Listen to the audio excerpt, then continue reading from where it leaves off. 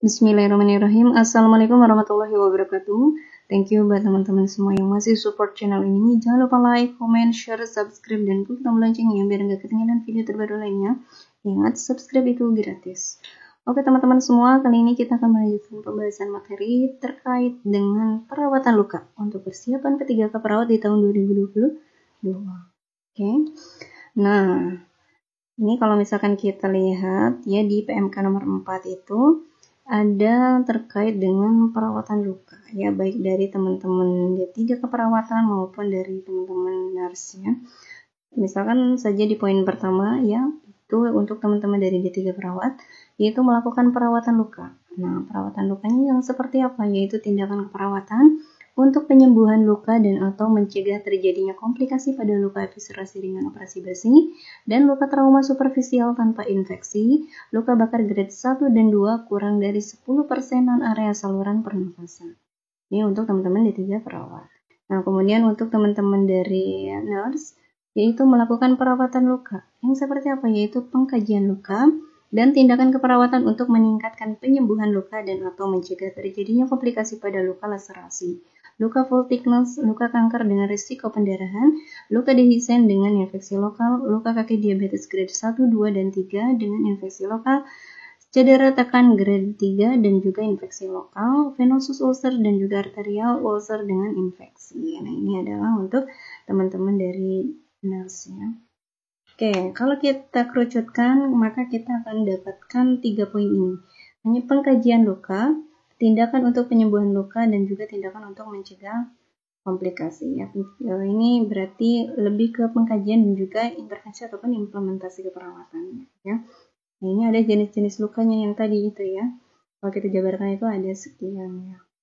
Oke. Nah, kalau kita jabarkan lagi secara definisi, ini kita akan dapatkan seperti ini. Misalkan luka eviscerasi, keluarnya organ-organ dalam melalui insisi. Ya, ini lain sebagainya seperti itu. Oke, kita akan kenali lebih dalam dan akan dibahas secara konsep. Nah, yang pertama akan kita bahas adalah anatomi. Kenapa? Karena di perawatan luka itu otomatis akan berkaitan dengan organ tubuh kita, terutama kulit ya. Nah, kulit ini kalau kita tahu ya secara anatomi itu dibagi menjadi 3 ya. Ada 3 lapisan yaitu epidermis, dermis, dan hipodermis. Kita udah tahu ini ya, udah hafal. Ada rambut, kelenjar minyak, akar rambut, pembuluh darah, otot polos, kelenjar keringat, sensori neuron. Nah, ini adalah anatomi kulit. Oke. Nah, kalau kita lihat di lapisan epidermis juga ada dibagi menjadi beberapa lapis ya. Ada stratum corneum, lucidium, granulosum, spinosum, germinativum, ya, sel melanosit, sel Langerhans, dan sel marker. Ini adalah lapisan kulit yang ada di epidermis. Nah, ini terkait dengan produksi keratin juga ya. Ini untuk memperkuat lapisan kulit yang ada di bawahnya. Oke, selanjutnya adalah lapisan kulit dermis. Nah, di dermis ini ada lapisannya, seperti ada pembuluh darah, tadi kita lihat ya. Ada saraf juga, kelenjar keringat, kelenjar minyak, kemudian ada folikel rambut, saluran limfatik. Nah, ini fungsinya untuk merasakan sakit dan sentuhan, memproduksi keringat dan minyak, menumbuhkan rambut, mengalirkan darah yang menutrisi kulit, melawan infeksi. Ya, oke. Nah, di kelenjar keringat sendiri ini kadang teman-teman ada juga bahasa yang digunakan di soal itu bahasa-bahasa yang kadang kita tahu tetapi jarang dipakai. Contohnya seperti adanya kelenjar ekrin dan apokrin ya. Kelenjar yang menghasilkan cairan yang tidak berbau dan yang berbau. Ekrin tidak berbau, apokrin yang berbau yang tidak berbau seperti apa? Misalkan keringat yang dikeluarkan di dahi, telapak tangan dan telapak kaki ya. Kemudian kalau kelenjar apokrin yang berbau itu yang ada yang di folikel rambut area ketiak dan juga kemaluan. Ini kadang istilah-istilah yang seperti ini yang digunakan di soal yang kadang kita sudah mengenal, sudah tahu tetapi jarang digunakan. Ya. Oke, selanjutnya adalah lapisan kulit hipodermis. Meliputi apa saja? Ada jaringan lemak yang untuk melindungi tubuh dari panas dan dingin, sebagai cadangan energi dan sebagai bantalan yang melindungi tulang, otot, dan juga organ dalam tubuh lainnya. Kemudian jaringan penghubung, ada pembuluh darah juga, ada elastin. Ya, elastin sejenis protein yang membantu jaringan kulit kembali ke bentuk semula setelah mengalami peregangan. Ini elastin. Oke. Nah, kita masuk ke konsep luka. Apa itu luka? Luka ini dapat diartikan sebagai gangguan ataupun kerusakan integritas dan juga fungsi jaringan pada tubuh. Intinya ada kerusakan di dalam jaringan tubuh itu ya. Luka. Nah, apa penyebabnya? Yaitu adanya trauma benda tajam, trauma benda tumpul, perubahan suhu dan zat kimia, ledakan ataupun sengatan listrik, dan juga gadget. Ini penyebab dari timbulnya luka ya. Oke, selanjutnya adalah klasifikasi luka ya. Ini klasifikasi luka itu banyak sekali. Mulai yang pertama itu berdasarkan tingkat kontaminasinya. Ada luka bersih terkontaminasi, luka terkontaminasi, dan luka kotor ataupun infeksi. Luka bersih ini luka bedah, tidak ada infeksinya, yang mana tidak terjadi proses peradangan atau inflamasi dan infeksi pada sistem pernapasan, pencernaan, genital, urinari itu tidak ada ya, tidak ada infeksi. Luka bersih biasanya menghasilkan luka yang tertutup, jika diperlukan dimasukkan drainase tertutup. Kemungkinan terjadi infeksi luka sekitar 1-5% saja. Ini untuk luka bersih. Selanjutnya adalah luka bersih tetapi terkontaminasi ya. Jadi luka pembedahan di mana saluran respirasi, pencernaan, genital ataupun perkemian dalam kondisi terkontrol. Kontaminasi tidak selalu terjadi. Kemungkinan timbulnya infeksi luka adalah 3-11%. Selanjutnya adalah luka terkontaminasi, ya, yaitu luka terbuka, fresh, ya, masih baru, akibat kecelakaan dan juga akibat operasi ya dengan kerusakan besar, teknik aseptik ataupun kontaminasi dari saluran cerna. Nah, pada kategori ini juga termasuk insisi yang akut, inflamasi non-purulen, kemungkinan infeksi sekitar 10-17% saja. Kemudian luka kotor ataupun infeksi, ya ini yang paling jelek sekali ya. Terdapatnya mikroorganisme pada luka. Ini berdasarkan tingkat kontaminasi. Oke, selanjutnya adalah berdasarkan sifatnya nih, ada akut dan juga kronis ya. Akut ini adalah luka yang sembuh sesuai dengan periode waktu yang diharapkan, itu sekitar 4-6 minggu. Nah, luka akut ini dapat dikategorikan sebagai luka akut pembedahan, contohnya adalah insisi, eksisi, dan juga skin graft. Kemudian ada luka akut bukan pembedahan, contohnya adalah seperti luka bakar. Selanjutnya adalah luka akut akibat faktor lain, seperti abrasi, laserasi, ataupun injuri pada lapisan kulit superficial. Oke, selanjutnya adalah luka kronis. Luka kronis ini adalah luka yang proses penyembuhannya mengalami keterlambatan lebih dari 6 minggu, yang periode waktunya itu tidak sesuai dengan yang diharapkan, seperti luka dekubitus, luka diabetes, dan luka ulcer. Ya, ini adalah luka yang kronis. Oke. Selanjutnya itu adalah klasifikasi luka berdasarkan kehilangan jaringannya. Ada secara superficial, ya, yaitu luka hanya terbatas pada lapisan epidermisnya saja. Ini kehilangan jaringan, jadi lapisan epidermisnya hilang. Ini superficial. Kemudian ada parsial atau partial thickness. Luka meliputi lapisan epidermis dan juga dermis. Ini jadi yang hilang itu tidak hanya superficialnya saja, ya, epidermisnya saja, tetapi juga dermisnya hilang. Kemudian yang ketiga adalah penuh atau full thickness, ya. Luka meliputi epidermis, dermis, dan juga jaringan subkutan, bahkan dapat juga melibatkan otot, tendon, dan juga tulang. Ini sampai ke dalam-dalamnya itu hilang, ya, sampai ke dalam-dalam. Oke, ini berdasarkan kehilangan jaringan. Selanjutnya adalah ini berdasarkan stadium, ya, beda sama tadi ya, itu kehilangan jaringannya. Kalau stadium itu yang pertama ya derajat 1, stage 1 itu lapisan epidermisnya utuh, ya, jadi epidermisnya tidak hilang. Beda sama yang tadi ya, kalau tadi kehilangan jaringan epidermisnya hilang. Namun terdapat eritema atau perubahan warna, ini ada kemerahan di sini, yaitu stage 1, derajat 1. Kemudian selanjutnya adalah stage 2 atau derajat 2 ya. Kehilangan kulit superficial dengan kerusakan lapisan epidermis dan juga dermis. Nah, jadi si superficialnya ya epidermisnya hilang, dermisnya pun ikutan hilang. Dan ada kemerahan, eritema di jaringan sekitarnya. Ini ya biasanya akan merasakan nyeri, panas, maupun ada edemanya. Kemudian eksudat sedikit sampai sedang. Nah, karena di dalam dermis tadi ya, di dalam lapisan dermis itu kan ada pembuluh darah juga, maka kalau misalkan pembuluh darahnya kena itu bisa cairannya ikut keluar ya, sehingga menimbulkan eksudat. Ini sedikit sampai sedang. Kemudian di stage 3, derajat 3, yaitu kehilangan jaringan sampai dengan jaringan subkutan ataupun hipodermis dengan terbentuknya rongga atau cavity. Kemudian eksudat sedang sampai banyak. Ini jadi kalau derajat 3 itu sampai ke dalam subkutannya ya, tapi tidak masuk ke dalam otot maupun tendon ataupun tulang ya, hanya di bagian atasnya saja lapisan subkutan.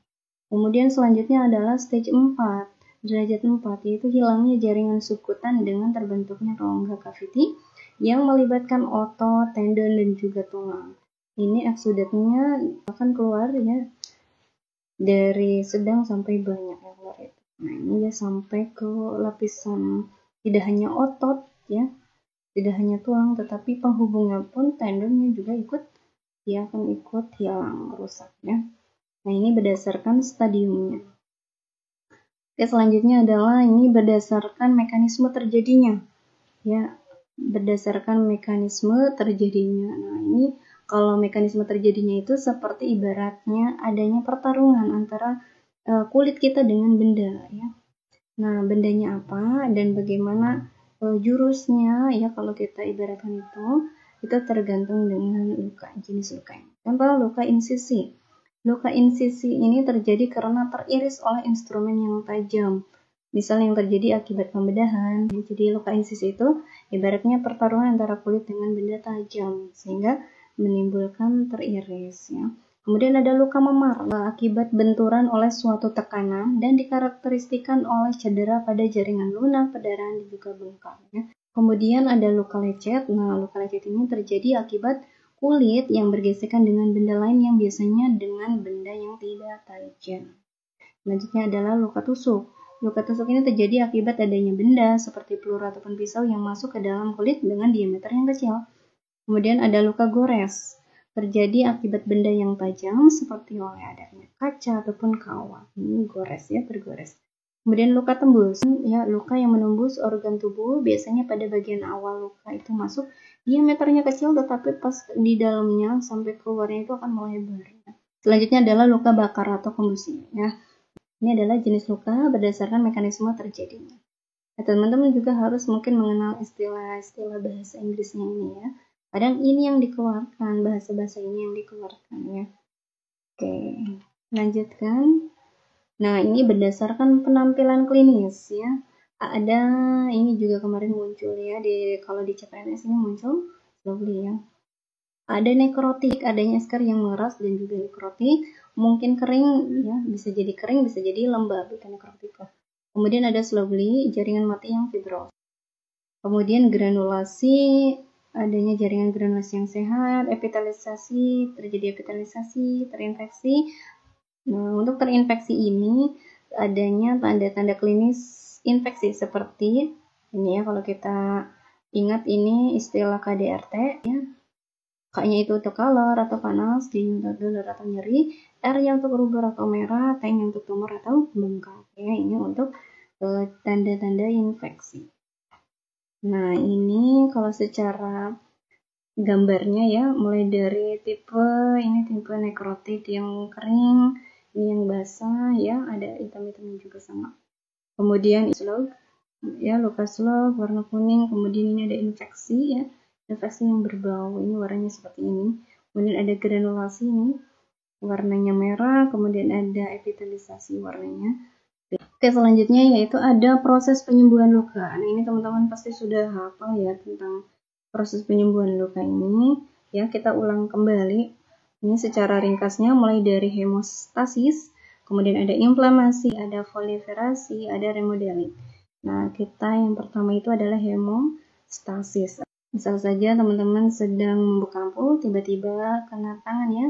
Nah, kena tangan dan kena nih bagian pembuluh darah. Nah, maka darah-darah ini akan keluar. Kemudian selama beberapa menit dia akan menggumpal di sini, akan membeku ya, sehingga tidak terjadi pendarahan lagi. Nah, Kemudian selanjutnya karena di dalam pembuluh darah ini banyak zatnya, maka semuanya juga akan keluar. Tidak terkecuali juga dengan sel darah putih. Dia akan menjaga tubuh kita itu dari benda asingnya seperti makrofag ini. Nah, sehingga akan timbullah yang namanya inflamasi ya teman-teman. Timbullah inflamasi peradangan di area sini ya. Kemudian selanjutnya ada, nah kita tahu ada kolagen dan elastin ya kalau di dalam tubuh tuh ya di bagian terutama di bagian subkutan atau hipodermis. Nah, kalau misalkan terjadi pendarahan, maka elastin ini tidak akan bekerja, dia tidak akan memproduksi kulit lagi. Nah, kolagen lah yang akan ketika adanya pendarahan itu kolagen dia akan memproduksi lebih banyak ya, dia akan memproduksi dirinya lebih banyak kolagen itu untuk dia memperkuat jaringan-jaringan di sini ya. Apa? Nah, ini jaringan-jaringan ikat akan berikatan kembali ya, akan berikatan kembali dan didorong oleh kolagen sehingga semakin menyusut itu ya inflamasinya itu. Ini proliferasi, adanya pembentukan jaringan baru ya. Ini sehingga terikat dan untuk agar tetap hidup ini jaringan ini, maka secara otomatis pembuluh darah dia akan memberikan nutrisinya kepada sel ya, Masya Allah. Dia akan memberikan nutrisinya ya, nutrisinya kepada jaringan ini sehingga akan kita lihat akan remodeling ya. Ini akan kembali seperti semula. Remodeling ini bukan berarti kembalinya kulit seperti semula keadaannya, tetapi kekuatannya itu akan sama seperti semula. Dan untuk tampilannya itu ini ya, untuk tampilannya itu lama-kelamaan juga akan memudar, tapi mungkin tidak hilang ya, itu namanya remodeling ya. Nah, untuk proses penyembuhan luka ini secara normal ya, tanpa ada faktor-faktor yang akan mengurangi atau memperlambat penyembuhan ya, proses penyembuhan luka itu teman-teman. Oke, nah tipe penyembuhan luka itu ada 3 ya, ada primary healing yaitu jaringan yang hilangnya itu secara minimal, tapi luka dapat dirapatkan kembali melalui jahitan, klip ataupun plester. Kemudian ada secondary healing yaitu proses penyembuhan tertunda dan hanya bisa terjadi melalui proses granulasi, ya, pembekuan darah, kontraksi dan juga epitalisasi. Secondary healing ini menghasilkan scar. Kemudian ada delayed primary healing, itu terjadi ketika luka terinfeksi ataupun terdapat benda asing yang menghambat penyembuhan. Ya, ini ada delay. Oke. Nah, ini faktor-faktor yang mempengaruhi penyembuhan luka. Tadi udah dijelaskan bahwa proses penyembuhan luka itu seperti itu. Tetapi ada yang bisa menghambat proses penyembuhan lukanya seperti faktor umum dan faktor lokal. Faktor umum itu seperti usia, penyakit yang menyertai, vaskularisasi, kegemukan, gangguan sensasi dan pergerakan, status nutrisi, status psikologis, terapi radiasi, dan obat-obatan. Kemudian di faktor lokal ada kelembapan luka, temperatur luka, manajemen luka, tekanan, gesekan, dan tarikan benda asing ataupun infeksi luka ini yang berada di faktor lokal. Oke, selanjutnya yaitu ulkus diabetik. Nah, apa itu ulkus diabetik? Yaitu suatu luka yang terbuka pada lapisan kulit sampai ke dalam dermis, biasanya pada ekstremitas bawah yang sulit diobati dan diakibatkan karena komplikasi makroangiopati ataupun adanya gangguan pada pembuluh darah besar yang dapat berkembang karena adanya infeksi dan merupakan penyebab utama adanya amputasi kaki. Ya, jadi ulkus diabetik ini seperti itu. Nah, penyebabnya apa? Yaitu critical triad of diabetic ulcer ya, yaitu iskemik ataupun karena ini ya, karena jaringan mati, kemudian ada neuropati ataupun adanya gangguan di sarafnya maupun karena adanya infeksi ya. Nah, ini ada derajat ulkus diabetik ya, ada 5 derajat yang mulai dari derajat pertama, derajat 0 ya. Ini belum ada luka terbuka. Kulitnya itu seperti biasa ya, masih utuh dengan kemungkinan disertai kelainan bentuk kaki. Ini belum ada ya. Kemudian yang derajat pertama. Derajat pertama adanya luka superficial saja ya, di bagian atasnya saja, kemerahan seperti itu ya. Kemudian derajat kedua ini udah ada luka ya sampai pada tendon ataupun lapisan subkutan yang lebih dalam namun tidak sampai pada tulang. Kemudian di derajat 3 luka ini sudah masuk ke dalam lapisan yang dalam dengan adanya selulitis ya, ataupun adanya formasi abses ini. Kemudian di stage 4 ataupun derajat 4 udah mulai ada gangren ya, adanya jaringan mati yang terlokalisir, gangren dari jari-jari ataupun bagian depan kaki atau forefoot ya. Kemudian di derajat 5 itu gangren yang meliputi daerah yang lebih luas ya, lebih luas daripada stage 4 ini, lebih luas sampai pada daerah lengkung kaki ya. Ini bisa ke sini juga, kaki midfoot ataupun belakang kaki hindfoot ya. Ini derajat ulkus diabetes. Oke, selanjutnya ada ulkus decubitus. Nah, apa itu? Nah, ini decubitus ini adalah kerusakan jaringan yang disebabkan karena adanya kompresi jaringan lunak di atas tulang yang menonjol dan adanya luka tekan dari luar dalam jangka waktu yang lama. Apa penyebabnya? Yang pertama adanya tekanan atau pressure ya. Ketika adanya tekanan darah pada pembuluh darah arteri kapiler sekitar 32 mmHg, sementara pada pembuluh darah vena menurun sekitar 10 mmHg. Dan apabila melebihi batas tekanan, maka menyebabkan obstruksi pada kapiler. Jaringan kehilangan suplai darah dan akhirnya terjadi kematian jaringan iskemik ataupun nekrotik nantinya. Kemudian gesekan dengan kekuatan besar terjadi ketika pasien diimobilisasi, misalnya ketika pasien dipindahkan dari tempat tidur ke kursi ataupun sebaliknya, maka akan terjadi gesekan yang kuat. Nah, ini kita juga harus hati-hati saat memindahkan pasien ya. Kemudian yang ketiga adalah karena adanya gesekan. Hal ini biasanya terjadi pada daerah yang rentan akan terjadinya kerusakan jaringan akibat tekanan dan gesekan. Nah, oleh karena itu, untuk mencegah terjadinya tekanan dan gesekan ini, kita perlu teknik penanganan dan peralatan yang tepat. Selanjutnya, karena adanya kelembaban atau whispernya. Adanya kelembaban yang tinggi dalam waktu yang sangat lama, ini dapat berakibat pada maserasi kulit yang mengakibatkan terjadinya ulkus decubitus pada bokong maupun jaringan lainnya antara kulit dengan permukaan spray tempat tidur pasien ya. Ini adalah penyebab terjadinya ulkus decubitus.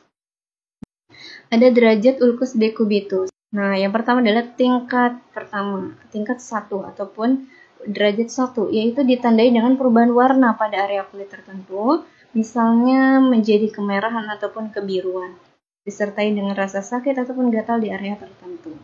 Ini biasanya akan sembuh sekitar 5-10 hari dengan penanganan yang tepat. Kemudian ada tingkat kedua atau derajat kedua, yaitu ditandai dengan luka lecet ataupun luka terbuka di area yang terdampak. Kemudian ada derajat ketiga, yaitu ditandai dengan luka terbuka hingga beberapa lapisan kulit yang lebih dalam. Kemudian ada derajat keempat, yaitu ditandai dengan ulcerasi dan nekrosis, meluas sampai mengenai fasia, otot, tulang, serta sendi ya. Ini adalah derajat atau kedalaman ulkus decubitus ini ya. Nah, bagaimana pencegahannya agar tidak terjadi ulkus decubitus? Yang pertama adalah mengurangi atau meratakan faktor tekanan yang mengganggu aliran darah. Ini penting sekali ya, seperti alih posisi, alih baring, tidur selang-seling ya, paling lama tiap 2 jam. Ya. Kemudian kasur khusus untuk lebih membagi rata tekan yang terjadi pada tubuh penderita. Kemudian ada regangan kulit dan lipatan kulit yang menyebabkan sirkulasi darah setempat terganggu. Ini dapat dikurangi antara lain dengan menjaga posisi penderita, apakah ditidurkan rata pada tempat tidurnya atau sudah memungkinkan untuk duduk di kursi. Kemudian pemeriksaan dan perawatan kulit yang tepat ya harus dilakukan 2 kali sehari, itu minimal.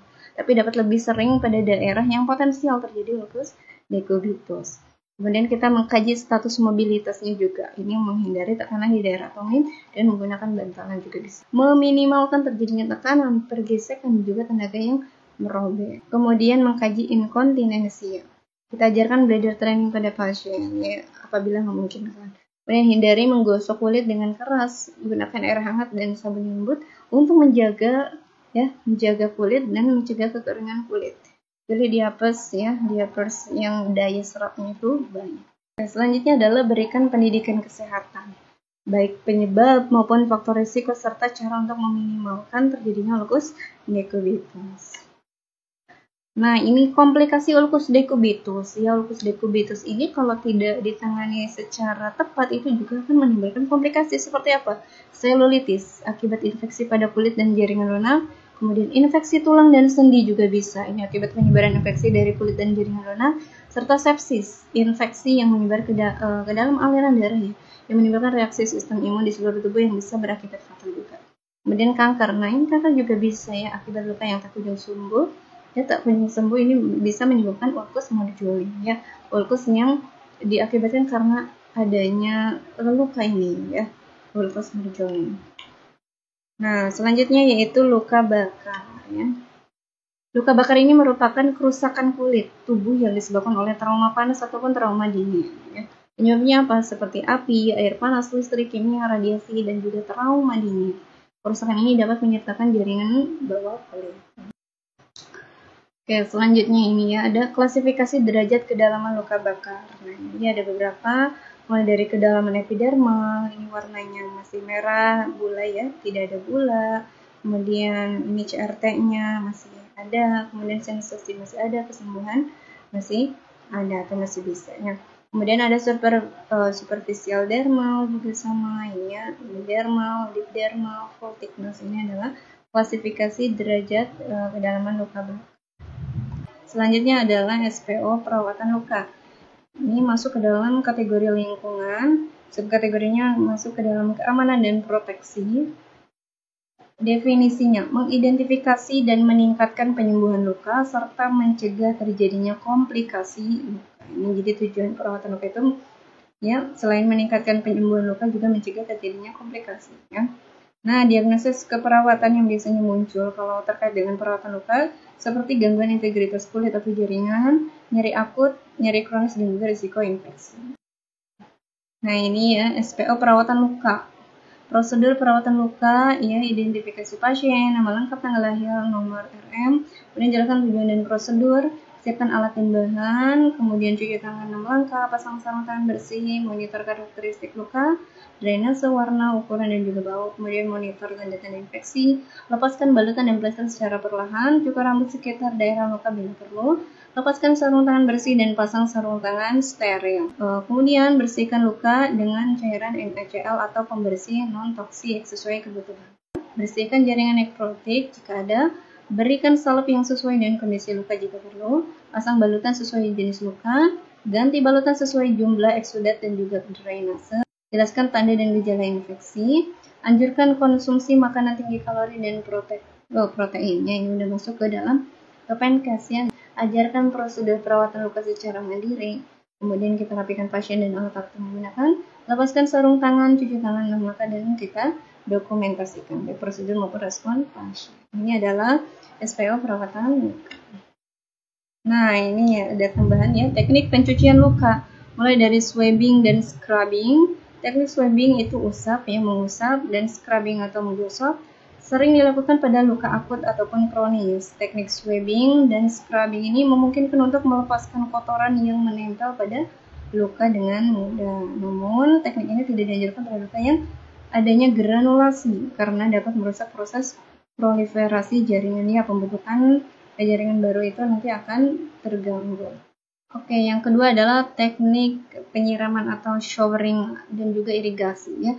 Teknik penyiraman ini teknik pencucian yang paling sering digunakan. Tekanan yang tepat pada penyiraman ini dapat mengangkat bakteri yang terdapat pada luka, dapat mengurangi kejadian trauma, dan dapat juga mencegah terjadinya infeksi silang. Jadi tekanan saat menyiram itu harus tepat. Kemudian selanjutnya adalah teknik irigasi, dilakukan pada luka yang memiliki rongga ya, ataupun luka yang terdapat pada rongga tubuh seperti mulut, hidung, serviks, dan lain sebagainya. Kemudian selanjutnya adalah teknik rendam. Teknik perendaman ini biasanya dilakukan pada luka dengan balutan yang melekat. Teknik ini dapat mengurangi nyeri saat pelepasan balutan. Teknik ini juga dilakukan pada daerah-daerah yang sukar dijangkau dengan pinset. Ya, jadi harus direndam. Oke, ini selanjutnya adalah komplikasi penyembuhan luka. Nah, ada juga ya komplikasi dari penyembuhan luka, mulai dari infeksi. Ya, infeksi bisa terjadi karena mikroorganisme ditandai dengan bengkak pada area lokal, kemerahan, panas, nyeri, dan demam, suhu tubuh lebih dari 38 derajat Celcius, bau yang tidak sedap, ataupun keluarnya purulen, berubahnya warna cairan yang mengindikasi infeksi. Kemudian perdarahan, adanya pelepasan jahitan, sulit membeku pada garis jahitan, infeksi atau erosi dari pembuluh darah oleh benda asing ini juga akan menyebabkan perdarahan. Kemudian selanjutnya adalah dehidrasi dan ekseserasi. Ini komplikasi operasi paling serius ya. Dehiscence ini terbukanya lapisan luka parsial ataupun secara total. Kemudian eviscerasi ini keluarnya pembuluh melalui daerah irisan. Faktor penyebabnya apa? Yaitu bisa karena kegemukan, kurang nutrisi, multiple trauma, gagal untuk menyatu, batuk berlebihan, muntah, dan juga dehidrasi. Ini dapat menyebabkan dehiscence dan eviscerasi.